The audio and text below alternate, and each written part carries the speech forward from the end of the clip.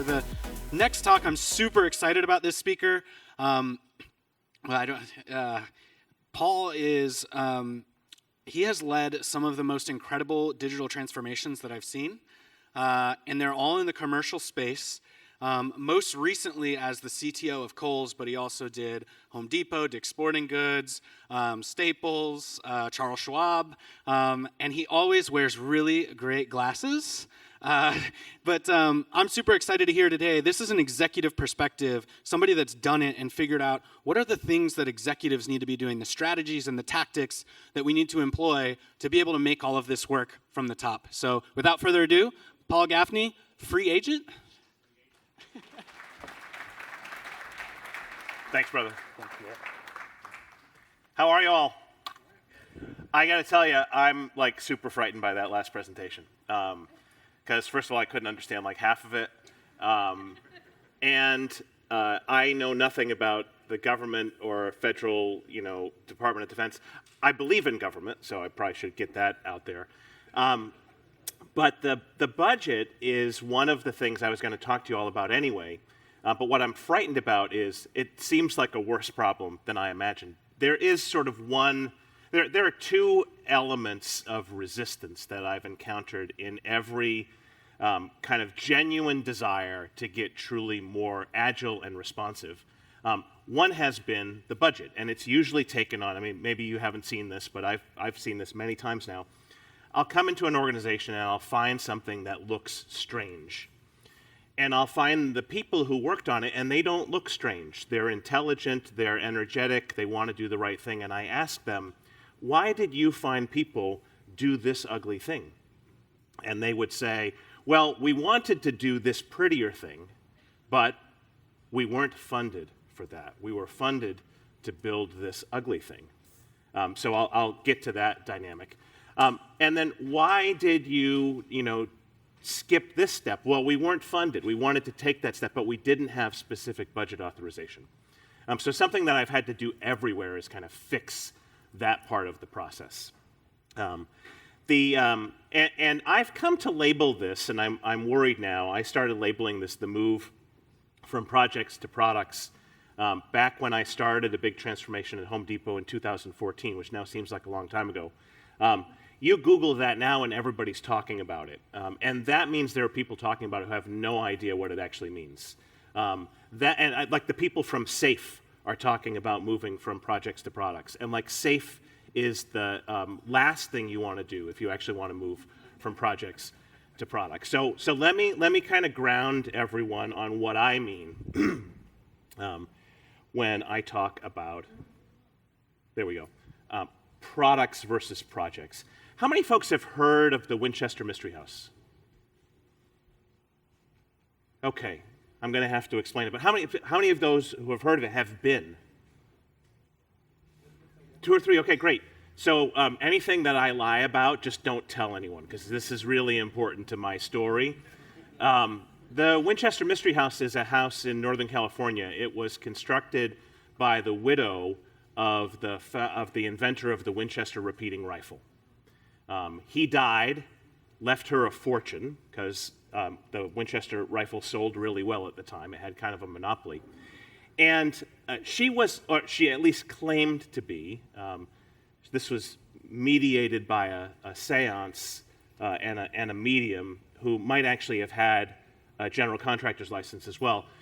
Through this medium, she was claimed to be haunted by the ghosts of all of the souls that were terminated by the Winchester rifle.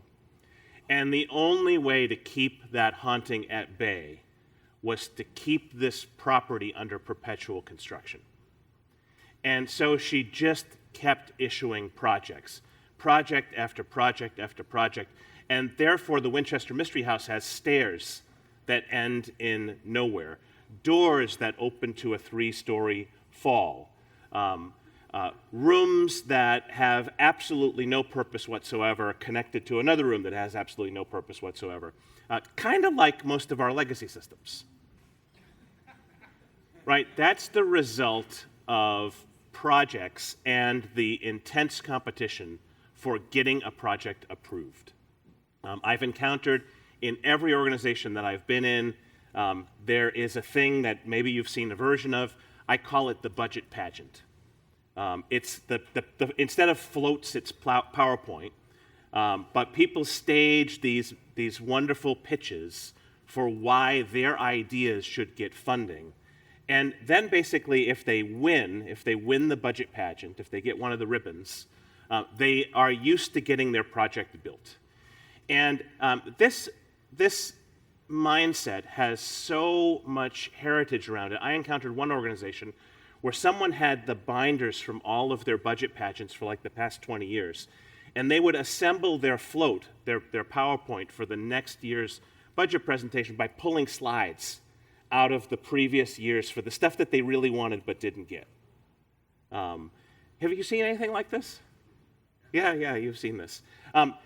And the move, so what that leads to, and the Winchester Mystery House effect, and you've probably seen this if you've had the ability to zoom out of any large software plant, is you find instances of what should be one thing implemented dozens of ways. And we talked about this publicly many years ago, so I've got no problem sharing it here.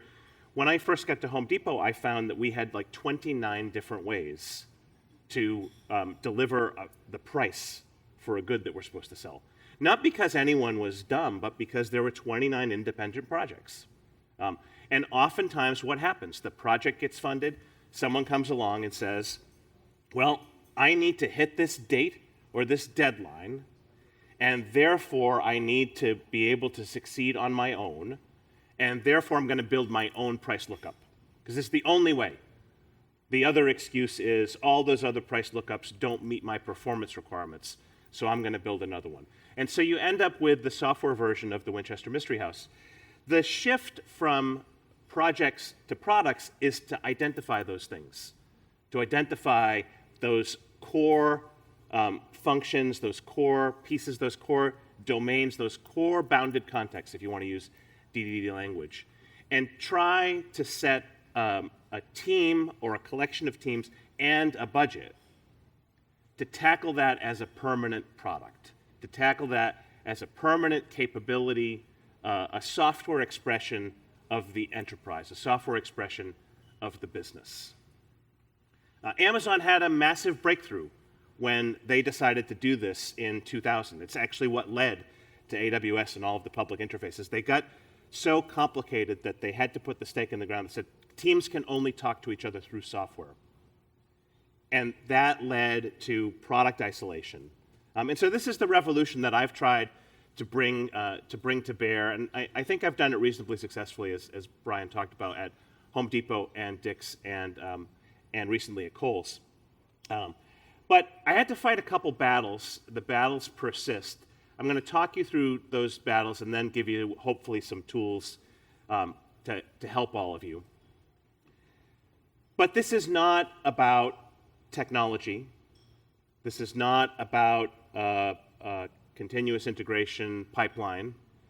This is not about software engineering. This is not actually about rational behavior. And though all those things are important, and I could talk for an hour on all of them, this is really about a shift in power. And shifts in power are challenging because they implicate people's belief systems. They implicate what people believe they have become entitled to as they have now ascended to a certain level in their career or a certain level in their organization. They threaten decision rights. And that the shift in power that's really necessary to shift from projects to products is essentially around three big pivots. Pivot number one is from control to empowerment. Matt Parker, who was at Pivotal for many years, just published a book, Radical Enterprise. He talks a lot about this.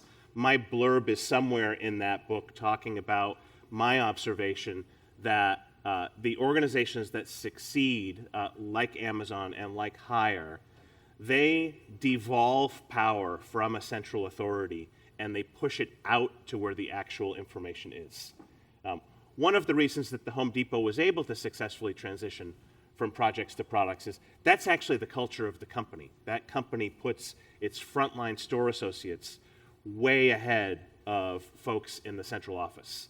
Folks in the central office generally go to the stores to help the stores rather than having the stores come to the home office to make presentations.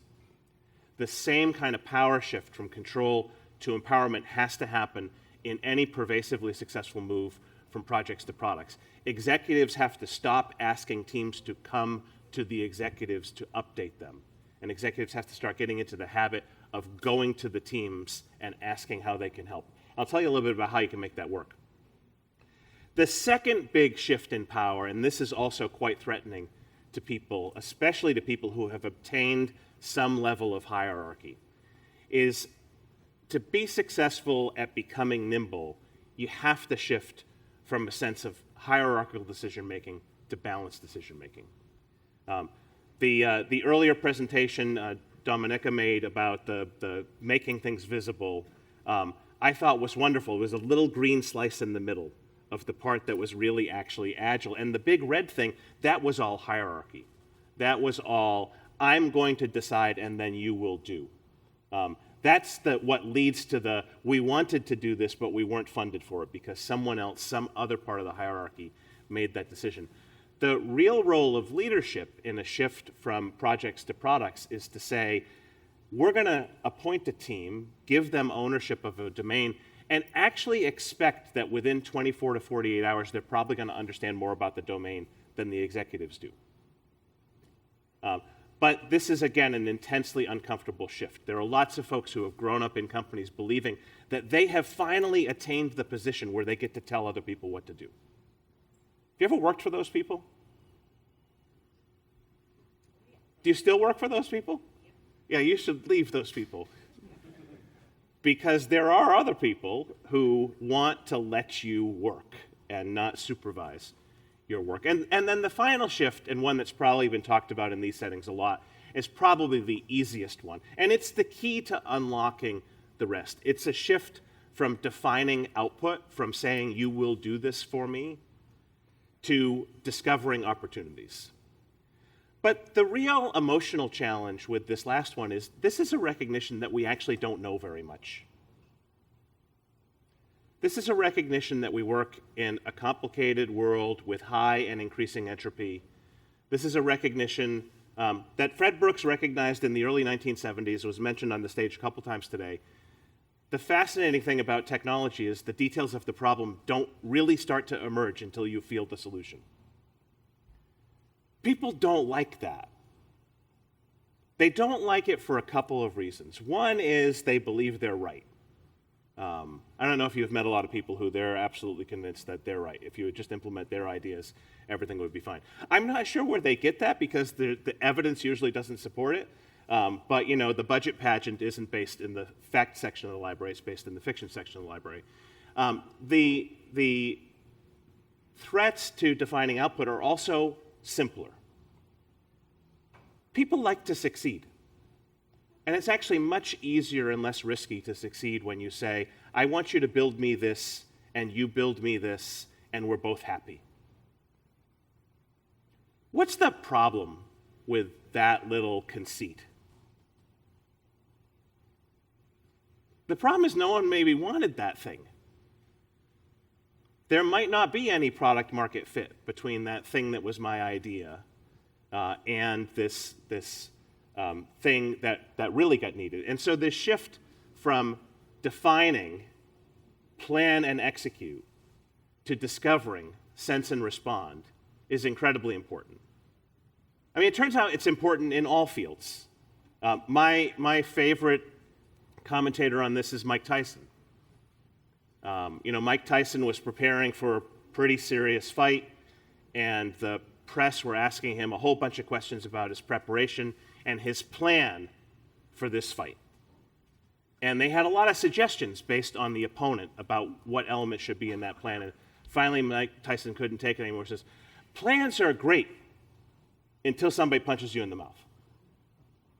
And think about the world we live in. We've had a lot of punches to the mouth, right?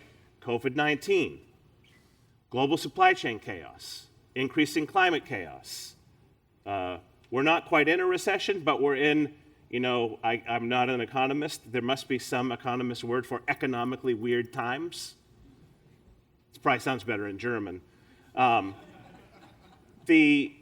We get a lot of things that interfere with plans that we might like to lay.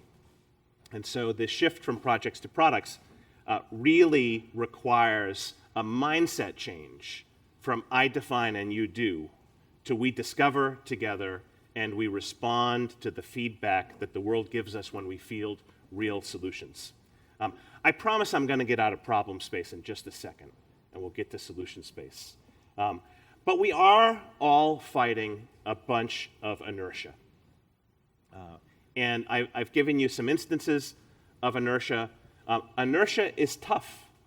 And you do sometimes, even in our line of work, need to appreciate physics. And inertia is the tendency of a mass to stay in its direction and speed and course. If it's still, inertia will keep it still. If it's moving in a certain direction, inertia will keep it moving in a certain direction. And to change inertia, you must apply force. And the force that you must apply is related to the size and scale of the inertia. And so you got to be a good physicist to figure out how to apply a bunch of the tools and techniques that I'm about to walk through. Everybody with me so far? Any questions? Okay, is this what you wanted to talk about today? Fantastic. One last thing. There's a lot of local human psychology, right? I want to be successful, so I want to put something in my performance goals, and then I want to tell someone to do that thing so that I can say that I won at my performance goal, regardless of what happens around me, because I've figured out if I can succeed on my scorecard, that's good, and I don't have to worry about the rest of the world. There's also this larger force. How many folks have heard of Conway's Law? Handful of folks. Conway's Law is sometimes...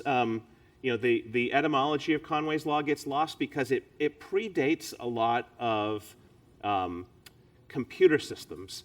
Conway's Law says something along the lines of, inevitably, that's the law part, inevitably, an organization's communication processes match its organization chart. Inevitably, an organization's communication processes match its org chart. And because many computer systems essentially enable or create new communications processes, systems also tend to be subject to Conway's Law. And then the intersection of the budget pageant, the project approach to the Winchester Mystery House construction, and Conway's Law, you end up with systems that were built for departments, that were built for boxes on the org chart. The thing is, the customer almost never can comprehend the org chart. Most org charts were not designed with the customer in mind. They were designed with some other collection of things in mind. That's a talk for another time. So all of us need at one point in our careers to decide we're going to be serial criminals and break Conway's Law. Now, there are good ways to break Conway's Law. So let's turn to some tools for success against this backdrop of a shift from projects to products that's the right shift, but implicates lots of inertia, both in human behavior and in how big systems evolve. And I'm going to tell you some stories along the way here. And I think I haven't cleared them with anyone that I'm going to mention, but I think they'd all be happy with the stories that I'm going to tell about them. And these tools, I'm going to give you a handful of tools. I think it's 5 or 6. I'm going to go from easier to harder, and unfortunately from least impactful to most impactful. But these are all important. Honesty is the first tool. And you're probably all super honest, but you probably all don't talk about a lot of the trouble that you inherited. I have found most organizations, they live with their Winchester Mystery House, and they don't let anybody know. And the interesting thing that I found in the Winchester Mystery House is built by years and years of the project mindset at many big enterprises is, unlike the Winchester Mystery House, which had some livable rooms, these enterprise Winchester Mystery Houses have weird features. Like the sponsor of the room was really focused on furniture and defunded plumbing. And so but there's a bathroom in the suite. And so then there's a group of folks who man a bucket brigade after the room was delivered, because the delivery didn't include the plumbing, but it included the effects of the plumbing. And so there's now this sometimes called ops team or sometimes called maintenance team that's running back and forth between the backside of that bathroom to another part of the village. You've seen this. You've seen this. What's remarkable is how organizations feel like they can't actually let anybody know that that's what happened. And it's a strange prisoner's dilemma thing where folks are like, well, we said we had to build the plumbing, but they wouldn't let us, and we had to be done, and we had the project celebration. Like, we were on time and on budget. We can't admit that we were incomplete. It's not actually your fault. And it's true.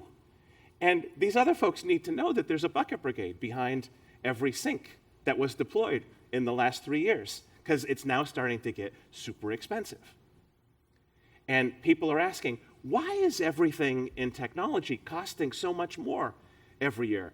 And everyone looks at their shoes because they don't want to say, well, because we never actually finished anything. And to make it all work, we have all of this other. So honesty is the first tool. And I can speak from personal experience on this. I hope you all have great confidence that unless you are working for absolute idiots, they don't know the problems, and they don't want those problems around. They would rather know about them and help you make them go away.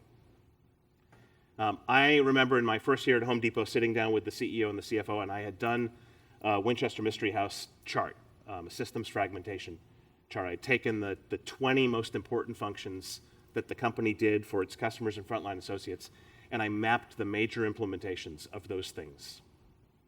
Inventory lookup, price lookup, product catalog, and showed how fragmented and how inconsistent they were. And I've been doing this long enough that I was able to be articulate about how that was manifesting itself in things that the CEO and the CFO would see. First of all, they had no idea. Right? They're used to supervising things that they can see. If people had been building stores wrong for 20 years, they would have seen it along the way. But, no one says, yeah, my project's on time, I took 15 shortcuts. That part never comes out. And people generally believe, and most executives generally believe, that people are doing a great job. So honesty is the first tool. Figure out how to explain to folks, you think they might know, they don't know. They don't know the results of cumulative, well-done individual projects and the Winchester Mystery House effect. And they want to know. Why do they want to know? Well, this is where your leadership skills come into play. You can and will develop a sense of what are the things this company or this organization or this branch of government is going to want to do that are going to be incredibly impaired by some of this fragmentation. In 2015 at Home Depot, we were making a very big pivot to going after the contractor marketplace. Already did a lot of business with contractors, but had been focused on growing the business with the regular consumer, with you and I. The difference between you and I and a contractor, you and I, we may go to Home Depot pretty frequently, but we probably buy stuff once a month. Contractors buy stuff every day. And the path to a bigger business with the contractors was to sell more stuff in bulk. To sell more stuff in bulk, you have to have the ability to price in bulk. When you have 29 ways to look up a price, it's going to be really expensive to put in a bulk pricing layer that works across all the systems. That's the language that a CFO and a CEO can understand. Bulk pricing, incredible strategic imperative. Needs to be really consistent for our customers. Here are the barriers of the current model to getting us there. That's the stitching together of this is the outcome the company wants. These are the barriers. This is the transition that's required. But it does, I have found something where, I don't know. I mean, I don't care. Even I take an owner's mindset as soon as I take something over, but I've never cared about describing its flaws. I think, though, you will find a lot of folks in technology shy away from describing the negative potential impacts of the current installed base. Part of it also, though, I think, at least for me, I like sharing the pain. I mean, I don't want to be having the technology organization suffering in silence and carrying the buckets from the bathroom over to the sewage treatment plant all day long. Those are terrible jobs, and it's good to make those jobs go away. The second tool, this is a little more difficult. Honesty is pretty straightforward. You don't need anything from anyone else, to be honest. The conversation might go badly, but that's not your fault. Alignment needs, you're going to need something from someone else. And let me talk about what I mean by alignment. One of the critical elements of shifting from projects to products, it's the third behavioral pivot that I talked about, is shifting from outputs to outcomes. It's being able to talk about what are we trying to accomplish together versus what do you want me to do for you. I say and you do is an output orientation. It's a project orientation. We want to accomplish this. Let's go figure out how to do that together. That's an outcomes conversation. And if you can get alignment on outcomes, you create more space for empowering the team to pursue various paths to that outcome. But sometimes this is tricky. In the early days of the Home Depot transformation, and this is the first character that you should meet along the way, it's a fellow named Demetrius Walk, goes by D Walk. D had a really big job. D was responsible for all of the labor in Home Depot stores that wasn't cashiers at the front end. So all of the folks who worked in the aisles. Home Depot has 500,000 employees, 2,000 stores. Some of those stores sell north of $120 million of goods a year. Right? Some individual Home Depot stores are bigger than many businesses. D's got a big job.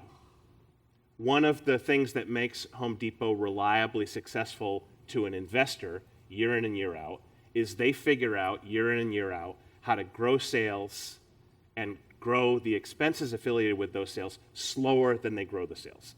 That's the concept of expense leverage. If I can sell the next dollar of goods, if the last one cost me 21 cents to get out the door, if I can get the next dollar out for 20 cents, I've leveraged my expenses. So D was responsible for figuring out how can I get the necessary work done to support sales, but do it with fewer hours.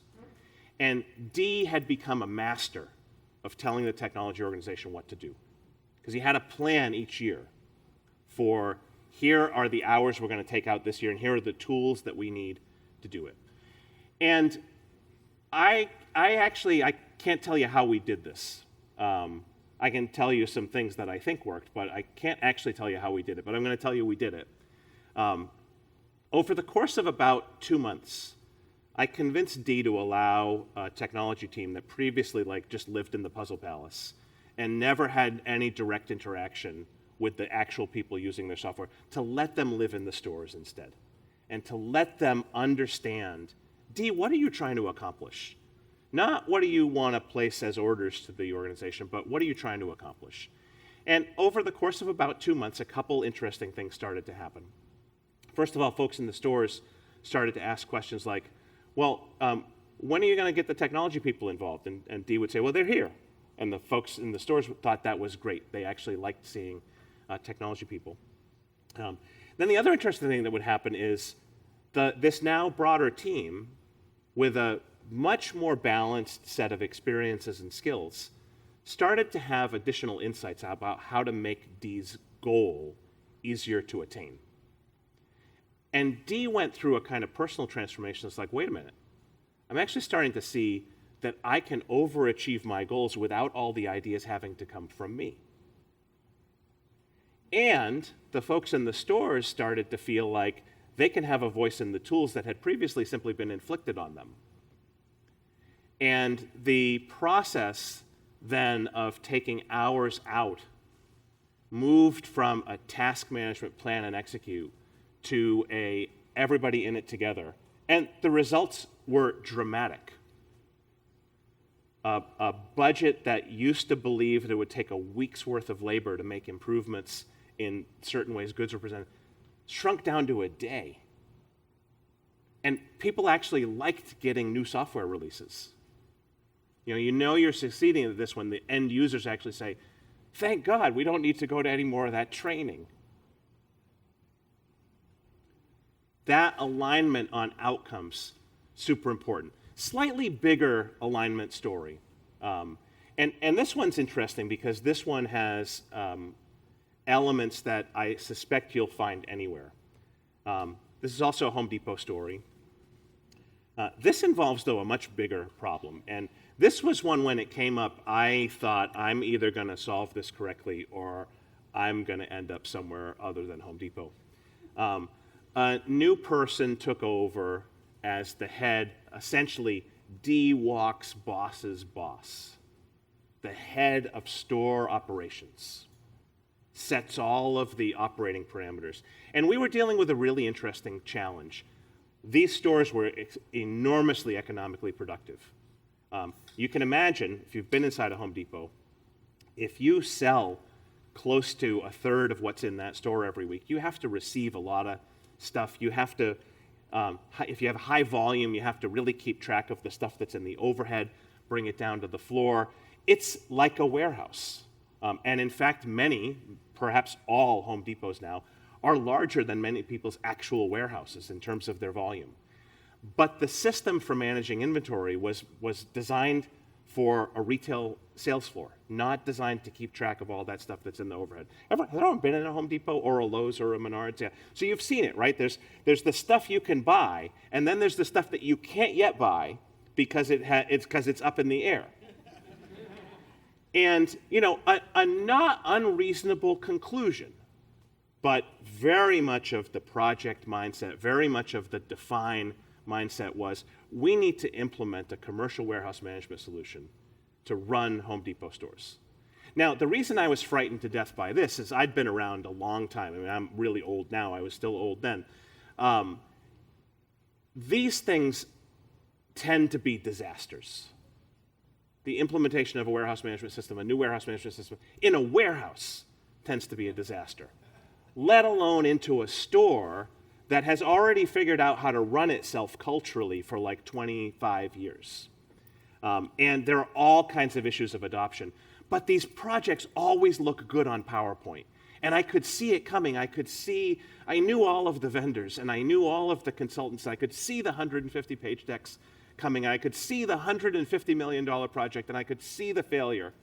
And so I went to Hector, who was the new head of store ops, and I said, Hector, give me 6 weeks. Let's put a team in the store and let us come up with an alternative so that we can start iterating to better inventory management of the stuff in the overheads. And I'll never forget this. There's a great designer on this team, small team we deployed. They went out and lived in the stores. And the designer's name was Nush Prajalka. And Nush came and joined the Kohl's team about 3 years ago. Nush came to me about 2 weeks later and said, Paul, we have the answer. I said, well, Nush, how can you have the answer? Like, it's this big warehouse management problem. How am I going to talk to Hector? You have an answer in 2 weeks, and he's ready to go buy a warehouse management system. And Nush said, no, it's very simple. And she put on my desk an 8.5 by 11 sheet of paper. And then she flipped it over, and it had some printed stuff on it that a Home Depot person would recognize as a product item or a SKU number, and some quantities. And if you'd been in a Home Depot in 2014 and you looked up at the overhead and you saw a pallet up there, you would have seen an 8.5 by 11 sheet of paper. And you would have seen written on it a SKU number and some quantities. And the MVP, the proposed first intervention, requested by the folks who actually do the work was, just let us print that instead of having to handwrite it. And the designer was insightful enough to do the font research to figure out, well, what's a font that's going to be readable from 24 feet away? But that's what they wanted, and we deployed it. We deployed a very simple tool where on the handheld device they would, and this, I mean, look, this is dead nut simple. There's like no automation in this whatsoever. Enter in a number, no validation. Enter in a quantity, no validation. Print out a sheet of paper. Tape it on the pallet, put it overhead. This was in pilot in like 2 stores. The Home Depot stores are enormously entrepreneurial. This thing was in 2,000 stores before we could even like talk to anybody about it because it was so responsive to the number one problem that team wanted to solve. And that led to this wonderful cycle that the very next day, someone said, hey, we sometimes make mistakes on the SKU number, so could you check it for us? So yeah, within 24 hours, the entry of the SKU number gets validated. And then the receiving manager said, you know, the quantity, we should do a sanity check on the quantity. We know exactly how much we should be putting away. And so if the number is a meaningful variation, so let's do a little check on that. And great, so we're now like 4 weeks in, new little improvements every single day. We are, behind the scenes, we're inching our way to a warehouse management system. But we're being pulled into it by the people who actually have to use it. And then one store says, can you put a barcode on there? So when we go up there and scan it, we can get on our handheld all the information that's on the sheet, because then that helps us with some other things. Great. They want a barcode. They want to scan the license plate. And then someone says, hey, you know what? We'd like to actually scan the barcode into the location that we put the pallet into. And all of a sudden, we have a slot locator system. I think at this point, we'd invested about $160,000 in this system against the $150 million. Like, the magic of a warehouse management system is slot location. The perils of a warehouse management system is you can almost never get the people to care about scanning the stuff into the slots. Switching from projects to products helps you get the people to care about the solution before you implement it. Because you want to implement the solution that they care about. Because when they care about it, they're going to use it. That's alignment.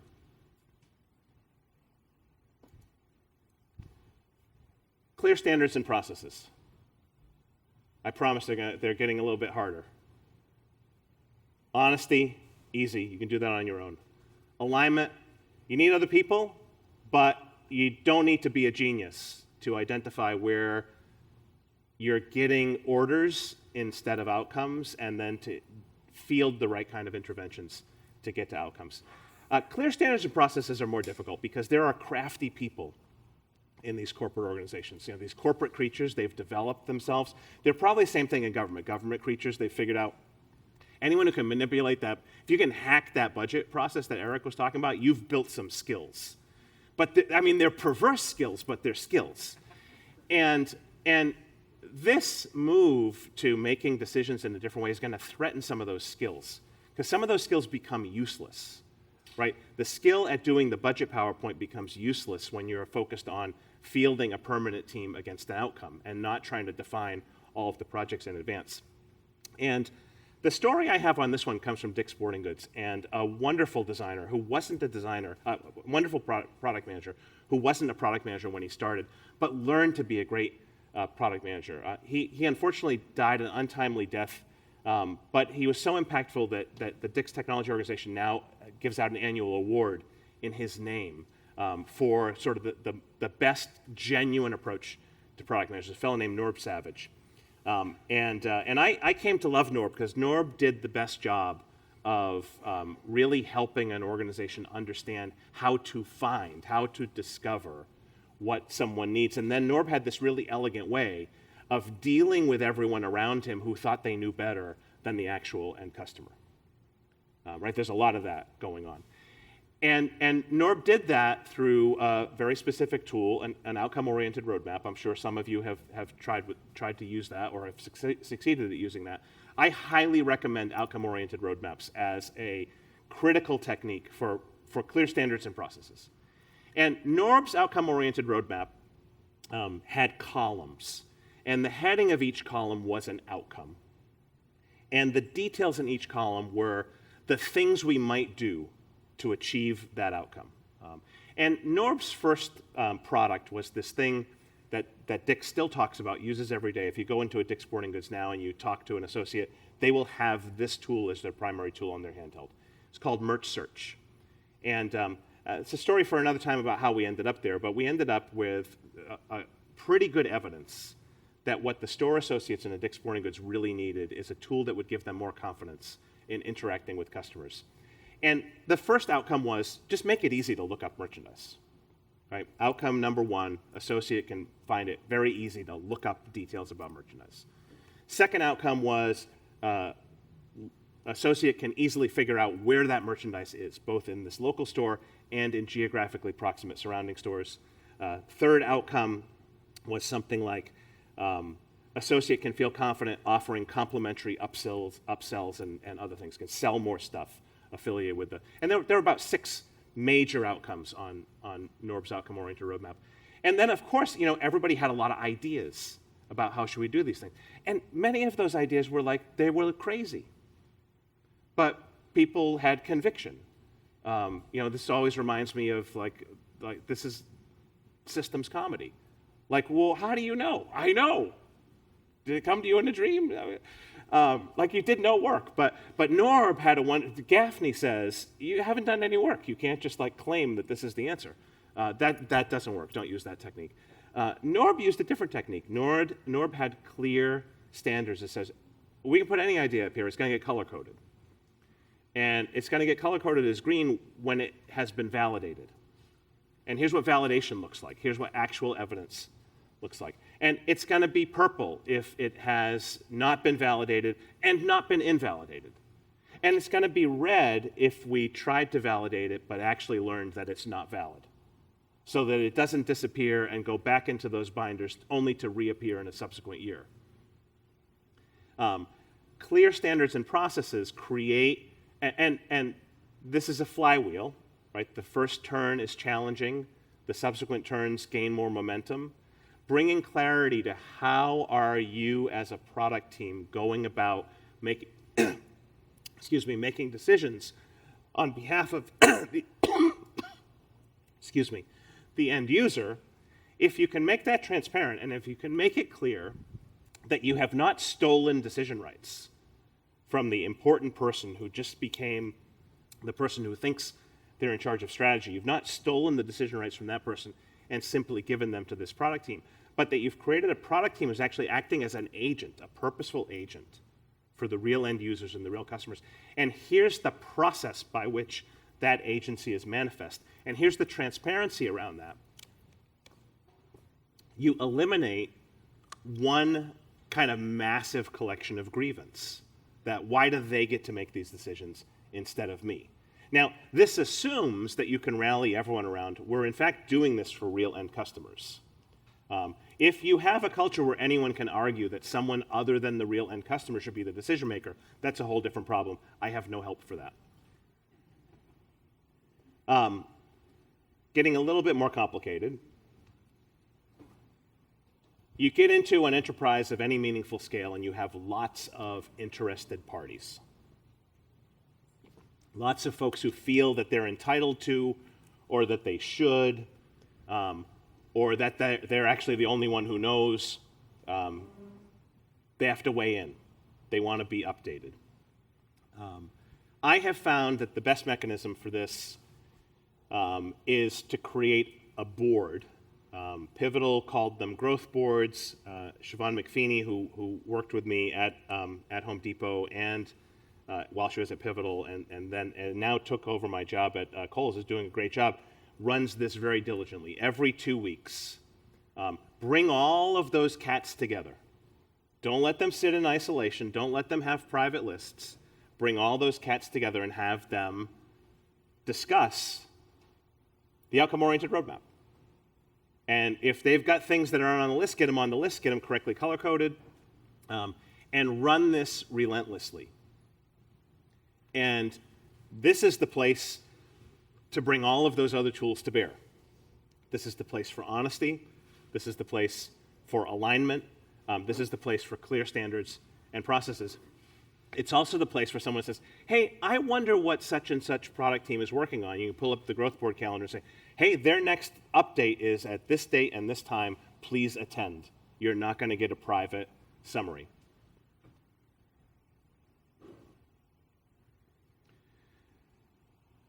This shouldn't be in this slot on the degree of difficulty. This should be easy, but it's hard. I don't know why it's hard. I haven't figured this out because it's the clearest path to success. The more that you can do these transactions, these discussions, these what should be, what could be, the more you can do them in actual software, the better off you are. When that team that was with DWalk started shipping new software features every day, the whole dialogue about what are we going to work on disappeared. Software is our problem, but it is also our salvation. If you can get rid of, if you could count up all the calories that your teams spend that is supposed to end up with software, but is not actually making software, and start purposely shifting, shift PowerPoint calories to software, shift Jira calories to software, shift meeting calories to software, shift argument calories to software, shift all calories to software.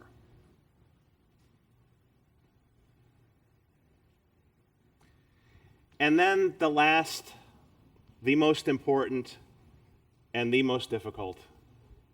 Write it on a note card, carry it around with you.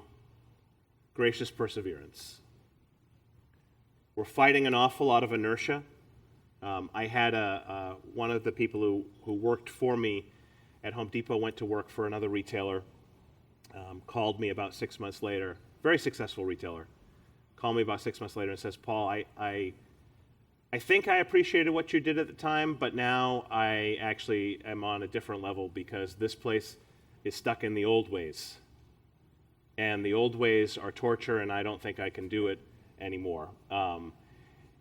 But the old ways have a lot of inertia. The old ways are the ways most people, they're the only thing they know. They have accumulated power in the old ways. They understand the language and the incantations and the paths to success of the old ways. And to be an ambassador or an evangelist for new ways that deliver better results and make people happier while doing them, you have to have the well of reserve to graciously persevere in the face of all of the things they're going to say, yeah, but we got to go do this. I think I've burned all my time, Bryon, but I'd love to take some questions if there are any. That's why I put a question mark after questions, so I didn't know if there would be any. Thank you all for your time. Did you want to do a... Yeah. Okay, so you talked a lot about some of the attributes of these orgs that made it possible. Yes. And almost everyone you mentioned, I felt like in our organization do not exist. We don't have some of that culture. And so my question is, but our mission is too important for us to walk away and say, well, we'll just let it burn to the ground. We're keeping veterans alive, giving them honorable services at the end of their life. It is too important to not do. Yeah. So how can we change the culture of our organization to make it so that we can put these steps in place? I wish I were sufficiently skillful to answer that question. I think that there is a path in every circumstance, but I think that the path is also very circumstance dependent. And for me to give you a thorough answer to that question, I'd need to understand an awful lot more about the nature of the org, the nature of its leadership culture. I will give you the optimistic answer. Given the mission, I would be shocked if there aren't some elements of the existing leadership culture that can be co-opted to be very supportive of this. I would suspect And in fact, I would be shocked if it didn't start with how are we putting veterans first in all of the work that we're doing. But that's too glib an answer, and I'd love to follow up and find a way to maybe help you find a deeper answer. All right, Bryon, I'm going to turn it back over to you.